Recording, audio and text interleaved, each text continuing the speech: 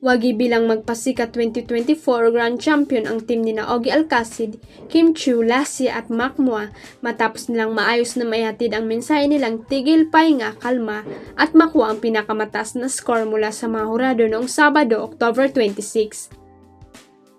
Hindi inaasahan ni Kim ang panalo at sinabayang masaya na silang nagawa ng maayos ang kanilang performance, lalo pa at marami silang hinarap na pagsubok.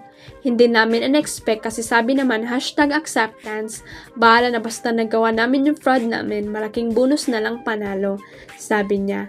Ang first time naman manalo na magpasikat na si Ogie ay binahagi kung gaano siya ka-proud sa kanyang grupo sa mga sakripisyo nito at masaya rin siyang nakuha ng viewers ang kanilang mensahe.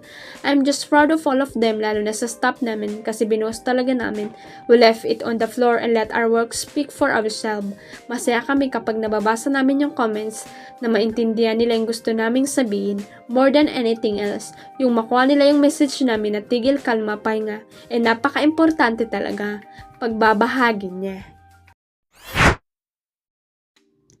Kung siya lamang ang masusunod, mas gusto ng teen star at Viva Artist Agency o VA Talent na si Sia Vigor na wag munang magkaroon ng collab team. Sa mga hindi pa aware, 15 years old na ngayon si Sia at excited na siya sa mga next project na ibibigay sa kanya ng Viva.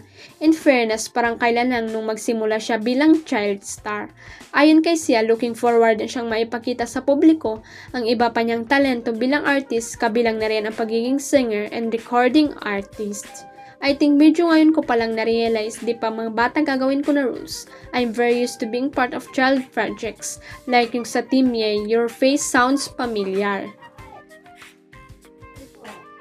Growing up, hindi na ako maging part ng ganong TV shows. Ang payag ni Sia ng makachika ng bandera at ilang piling members ng Fest last Wednesday.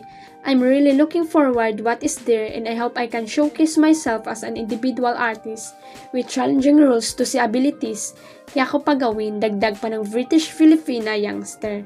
Naikwento rin ni Sia ang tungkol sa pagpili niya noon kung ipagpapatuloy ba niya ang kanyang showbiz career o ang offer sa kanya na mag-aral sa Europe.